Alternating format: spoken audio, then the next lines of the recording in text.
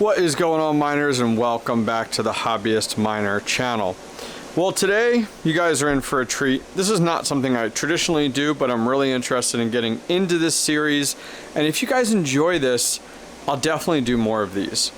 So today we're going to go ahead and take a look at the RX580 Sapphire Nitro versus the MSI 1660 Ti. So we have a few of the 1660 Ti's. We have 3 of them right here mining, and then we have one more over on this rig mining as well. So this is the one we're actually going to use for our testing. It's actually running a variety of cards here on a RevTech board, and we have another RevTech board actually up here. These are all of our 580s. We have one 590 in that group. We will be using this guy on the end here. This is a Sapphire Pulse RX580. For most of our comparisons, we'll be looking at the Sapphire Nitro RX580. Very, very close to this. As you can see, I love the XFX cards only because they're so easy to come by. Much easier for me to find the XFX cards than the Sapphire Pulse cards. But let me go ahead, power down this rig. This is the Gambit rig that we have, and we'll pull that card out. And this one down here is called my Wolverine rig, and we'll go ahead and pull this card out. What we're gonna do is we're gonna go ahead and bring them over to here. This is my test bench that I do have set up. Currently I'm running on my RX470 4 gig card that I'm getting in the fan tomorrow for this. So I'm excited to get that in. Right now it's over here off to the side mining Ergo, not in our grow tent, only because of the fact of it is down a fan. I didn't want to put it under that stress.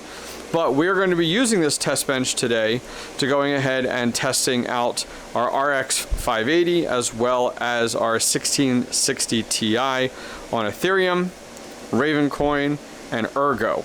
The second half of this video, we'll be going ahead and reviewing these cards when it comes down to where you can find them new and what the price is, where you can find them used and second hand on sites like Facebook Marketplace, on eBay, what I purchased them for, and then we're also going to get into some of the nitty gritties. You know, what is the power consumption?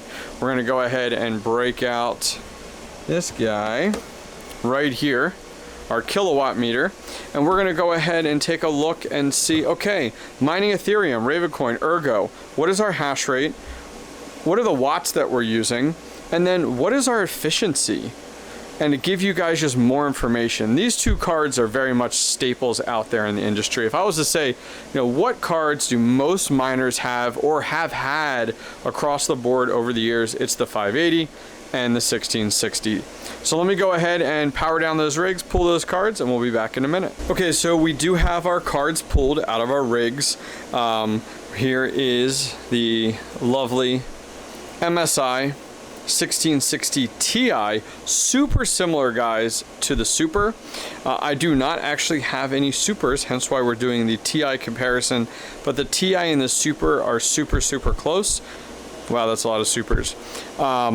There is a BIOS firmware update out there that a lot of people are using for the Super in order to provide kind of a little bit more hash rate. But for today's purpose, we're going to base everything off of the Ti that you see here.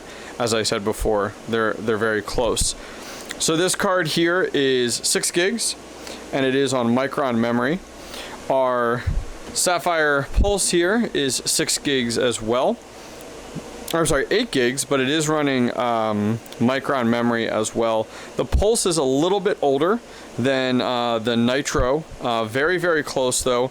You can see they're super similar to each other here. These cards, you'll see a lot of these out there in the industry. A lot of people have used these over the years. They're very miner focused.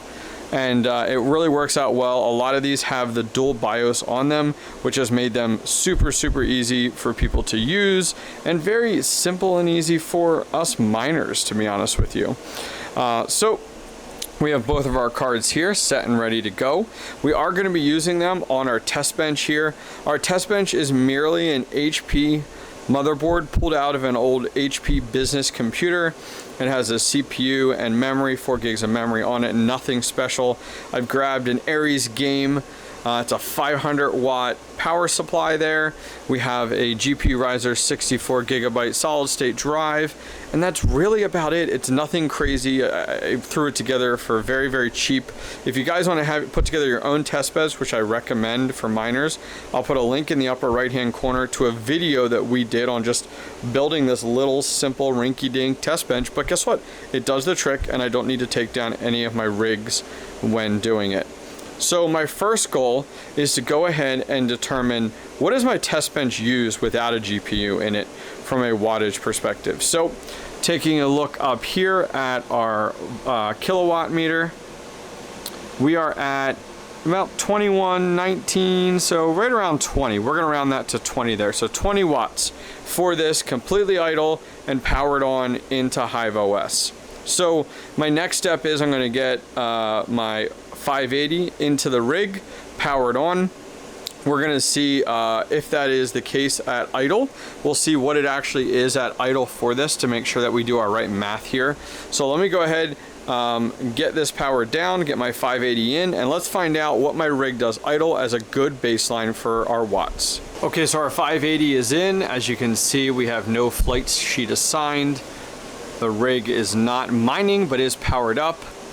And let's take a look at our idle, 34, 40, 35, 43, 35. So I'm gonna say, let's put an average of 38 watts in here. 38 watts will be our idle average that we will subtract off of the entire power consumption once we have this thing up and mining.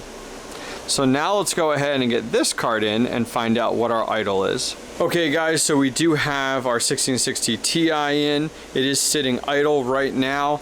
And let's take a look at our watts. 30, 31-ish, 32, 31, 31. All right, so we're gonna put this at 31. So what we have here now is in our spreadsheet. This is a spreadsheet that we're going to go over here later on in the video. I did make some notes. So the test bench with no GPU, no flight sheet, not mining, uses 20 watts. The RX580 idle in a test bench, no flight sheet, not mining, uses 37 watts. And then I'm going to add another line here for the 1660 Ti, which uses 31 watts. So that lets us know our baseline is 20 watts. That'll let us know where we sit idle, and then we'll know exactly where we are once we get into things, start talking about our power consumption. So I'm gonna go ahead, I'm gonna hang out here at our lovely command center and spend the next few hours going ahead and getting everything together on Ethereum, Ravencoin, and Ergo regarding hash rate, power consumption, profit per day, and efficiency on the RX580 and the 1660 Ti. I'll see you guys back here soon. Alrighty guys, we have a ton to go over. So grab that cup of coffee, grab a snack. If you guys are interested, I will put a link directly down below to this spreadsheet that I prepared for you guys for today. Before we go ahead and get into the nitty gritty, everything is based off of everything on what to mine. So please make sure that you guys do go check out that site, and we've used this tool to go ahead and put together our metrics. Finally, quick disclosure, as we can see here at the bottom here, every GPU is different. What works for me may not work for you, and vice versa when it comes to overclock settings and hash rate. I want to go ahead and put that disclaimer out there. So let's dive into it. So I've prepared a lot of information over the last 3 hours or so since you and I last kind of spoke here, and I put together this video for you guys. So let's go ahead and dive into it. So our Sapphire Nitro RX580, it's an 8 gig card running on Micron. Now, before we jump into things too crazy, I wanted to go over kind of the price for new, the price for pre-owned, what I would pay for them, and then kind of give you guys some recommendations from there. So let's talk about new. So I do not believe in MSRP. I hate this term. I hate that manufacturers use this.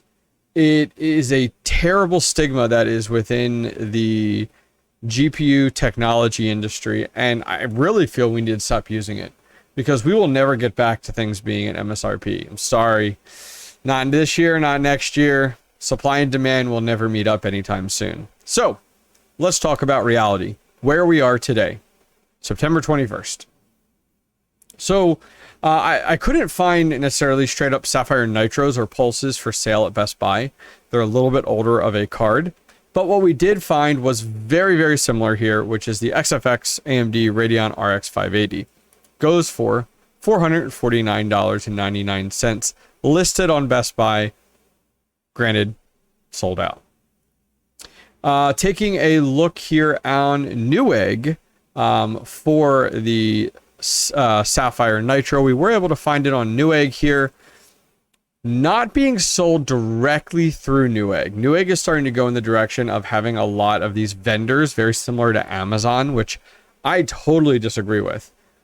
I used to love the fact of NewEgg, everything coming directly from NewEgg warehouses. We knew what we would get. Look at this here, right on NewEgg, ships from China. Customers mostly get it from 4 to 17 days.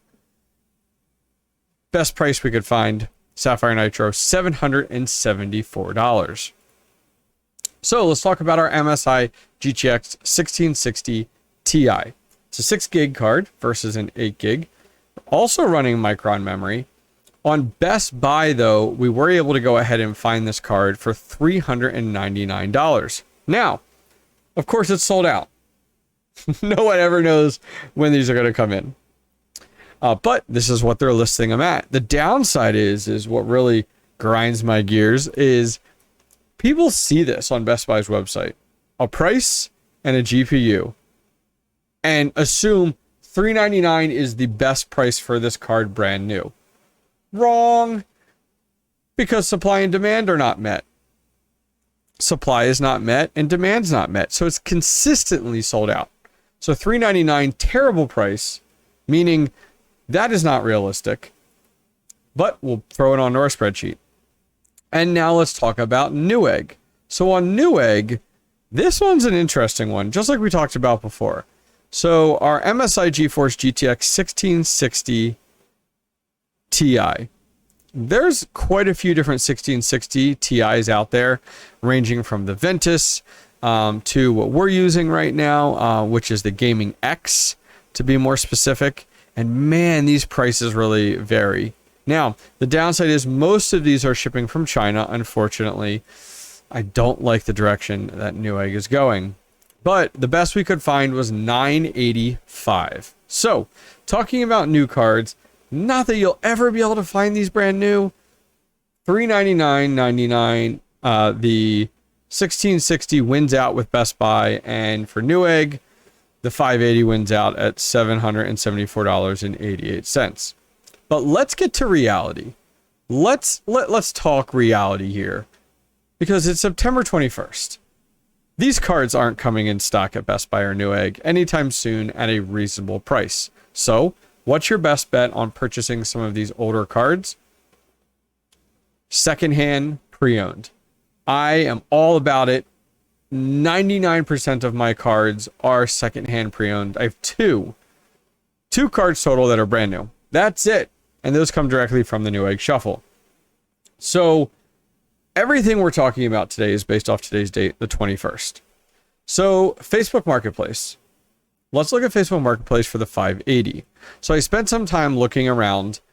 The best that I could find here that was for sale right now with recent activity on it, it wasn't like months or weeks old, was a Sapphire Nitro RX 580 8 gig card. It was going for $450 plus about $5.50 for shipping. The 1660 was going for $500 on Facebook Marketplace with recent activity and $12 for shipping. So if we jump back to our spreadsheet here, the better buy from a price perspective goes to the 580. Not only on Facebook, but also looking out onto eBay. So on eBay, Now on eBay, you need to make sure that when you're trying to benchmark this, that you check cards that recently sold, not currently, like that are currently listed, but recently sold. So this one sold yesterday at 8 p.m. Eastern, and it went for $400 for the 580. For the 1660, this one sold a few days ago, 3 days ago, for 460. So taking a look at those from a price perspective only, Facebook Marketplace 450 for the 580 wins out over the MSI 1660, and on eBay the 580 wins out over the 1660 Ti price only from there. So for me, in the past several months, I purchased my 580 for $350 US, and I purchased the MSI GTX 1660 Ti for $375. Now, what do I recommend? You know, people constantly hit me up in Discord, on Twitter. This card's this, this price. Do you recommend buying it? I recommend you don't just grab what you can find. You be patient, look for the deals. I recommend for both of these cards, the RX580 Sapphire Nitro and the MSI GTX 1660 Ti, looking for anything between $300 to $400. That's what I would recommend. So let's dive into the meat of this and talk about hash rates, power, revenue, electricity costs, profitability, efficiency, and break even. Everything that we're going to get into is based off today's date, the 21st. So profitability and difficulty are based off of today. In addition to that, our electricity cost is 11 cents per kilowatt hour. Okay, got it? Finally, let's talk about some testing notes here on the left-hand side. So our test bench with no GPU, no flight sheet, and no mining at all uses 20 watts. So when we're talking about power, I've already gone ahead and taken out the minus the 20 watts. That takes care of removing out the motherboard and the power supply, CPU, memory, all of that being powered is being taken out, 20 watts total. So let's go ahead and talk about Ethereum mining. So first row here is our 580. We were able to go ahead and, after some testing, 32.36 mega hash at a power of 142. That gave us a revenue per day of $1.85 and electricity cost per day of 37 cents, leaving us with $1.48 profit per day at an efficiency of about 0.22. So our break even on our 580 based off of our price of $350 at today's current profitability and difficulty is 236 days.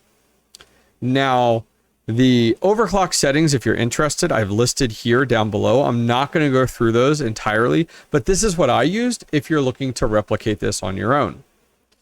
Now, for the 1660 Ti, okay? The 1660 Ti, I ended up getting 31.4 mega hash. Sorry about that. Had a quick interruption. Had one of my kids stop by. But anyways, back to the 1660 Ti. So 31.4 mega hash on the 1660 Ti on Ethereum with a power of down to 81, which is really good. Now that gives us a revenue of $1.83 per day, 27 cents for electricity per day, and a $1.56 of profit per day, and the efficiency of 0.38. And our days to break even based off of the price of $3.75. I'm sorry, 375 cents is 233 days. Now, as you notice here, even though our revenue is higher on our 580, electricity cost is less for the 1660, which makes it more efficient, giving us, if we were to look at Ethereum mining, the 1660 Ti wins out over the RX 580 from a total profitability perspective. If you guys are interested in what overclock settings I use for my 1660 Ti, go ahead and take a look down below on this document. Once again, I'll list it down below. You can see exactly what I used, what my core clock, memory clock, fan, percentage, even power limit, the miner I used, the pool I used, all of that is listed down below. So both of these cards right now on September 21st, 2021, you're going to mine Ethereum with these.